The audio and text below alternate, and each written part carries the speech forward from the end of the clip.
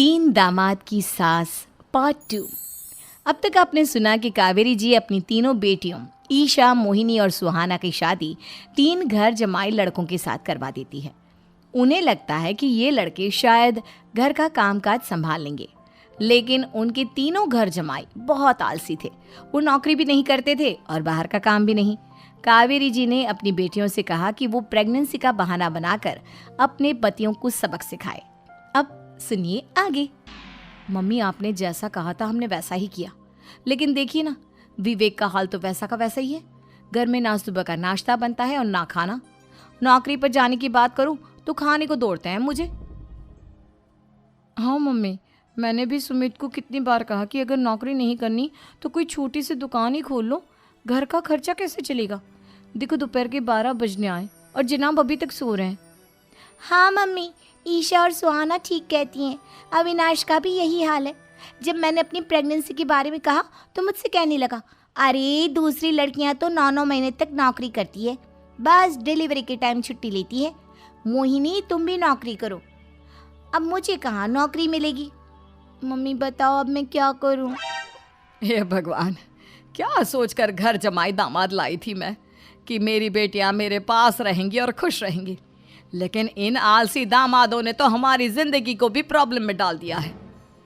मैं तो कहती हूँ मम्मी, हम लोग वापस अपनी जॉब पर जाना शुरू कर देते हैं। बता देते हैं इन लोगों को कि हमने प्रेगनेंसी का बहाना किया है। नहीं नहीं बेटा, ऐसी गलती भी मत करना। अगर तुमने ऐसा किया तो इन तीनों की आदत और ख़राब हो जाएगी। अरे आज नहीं तो कल कभी तो तुम प्रेग्नेंट होगी, तब वापस यही प्रॉब्लम आएगी। तब क्या करोगी तुम तीनों? हाँ मम्मी, आपकी बात तो बिल्कुल सही है। इन लोगों को तो सुधारना ही पड़ेगा। लेकिन कैसे? अपने बच्चों के आने की खबर सुनकर भी इन लोगों पर कोई असर नहीं हो रहा। पैसे कमाने के लिए घर से बाहर निकलना ही नहीं चाहते ये तीनों। अब मेरे दिमाग में एक प्लान आया है। तुम तीनों चिंता मत करो, उन तीनों को बुलाओ, फिर मैं बात करती हूँ। थोड़ी देर बाद कावेरी जी अपने तीनों दामादों को सामने बुलाकर अपनी बात कहना शुरू करती हैं।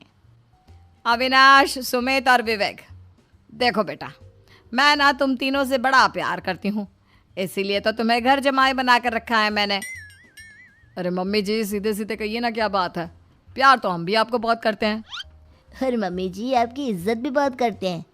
अरे भाई, आपके जैसी सास और कमाने वाली बीवी सबको मिलती है क्या?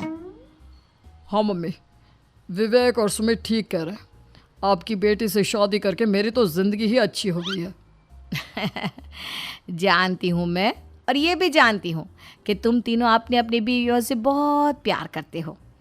बेटा, बात ऐसी है कि हमारे कुल गुरु ने कहा है कि प्रेग्नेंट होने के बाद मेरी तीनों बेटियां शुरू के 4 महीने हमारे गांव में जाकर रहेगी, जहां मेरे चाचा जी रहते हैं। अरे लेकिन क्यों मम्मी, गांव में जाकर रहने की क्या ज़रूरत है इन तीनों को? वो क्या है ना बेटा, हमारे परिवार को एक श्राप है। अगर मेरी बेटियों ने यहाँ पर बच्चा पैदा करने की कोशिश की तो उनके बच्चों को कुछ भी हो सकता है। इसलिए अब से लेकर 4 महीने पूरे होने तक इन्हें गांव वाले घर में रहना पड़ेगा। हाँ तो इसमें प्रॉब्लम क्या है मम्मी जी? हम भी वहाँ जाकर रहेंगे, पिकनिक मनाएंगे। अरे भाई, बीवी जहाँ हम भी वहाँ। हाँ यार, आइडिया तो बहुत अच्छा है। शहर की ज़िंदगी में रह रहकर परेशान हो चुके हैं, अब कुछ दिन गांव में बिताएंगे। तुम लोग समझने की कोशिश क्यों नहीं करते? तुम में से कोई भी वहाँ नहीं जा सकता, और मैं यहाँ रहूँगी ना तुम तीनों के साथ। 4 महीने की तो बात है, उसके बाद ये तीनों ही लौट कर आ जाएंगी। ठीक है मम्मी जी, अब हमारे बच्चों का सवाल है तो ये तो करना ही पड़ेगा। कावेरी अपनी तीनों बेटियों को कुछ दिन के लिए घर से बाहर कहीं दूसरे शहर में रहने के लिए भेज देती है। कुछ दिनों के बाद, अरे मम्मी जी, बहुत दिन से पिज्ज़ा नहीं खाया, मंगवाइए ना।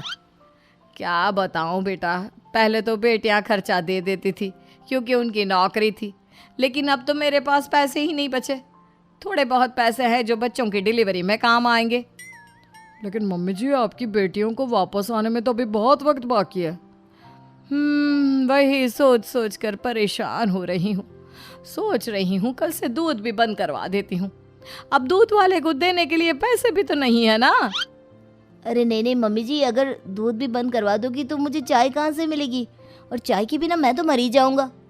क्या करूं बेटा, इसके अलावा हमारे पास कोई ऑप्शन नहीं है, मेरे पास पैसे ही नहीं बचे। इस तरह कावेरी जी धीरे धीरे अपने तीनों दामादों को पैसे देना बंद कर देती हैं और घर में खाने पीने की चीजें लाना भी बंद कर देती है। अब वो तीनों बुरी तरह से परेशान होने लगे थे और इसलिए एक दिन तीनों प्लान करके घर से बाहर निकलते हैं और बाजार में जाने के बाद यार अच्छा खाना खाए हुए कितने दिन हो गए, पता नहीं कब अच्छा खाना मिलेगा। हमारी बीवियों के जाने के बाद तो हमारी हालत भिखारियों जैसी हो गई है यार। कुछ भी हो, मुझे तो आज पिज्ज़ा खाना ही खाना है। जेब में 1 रुपया नहीं है और पिज्ज़ा खाएगा, कहाँ से आएंगे पैसे? अरे देख वहाँ सामने बोर्ड पर क्या लिखा हुआ है, कंप्यूटर पर काम करने के लिए एक आदमी की आवश्यकता है। भाई मैं तो जा रहा हूँ, काम करूँगा और शाम तक पैसे लाकर आराम से पिज्ज़ा खाऊंगा। जा जा, तुझे कोई काम नहीं देने वाला, हम तो घर जा रहे हैं। चल भाई सुमित।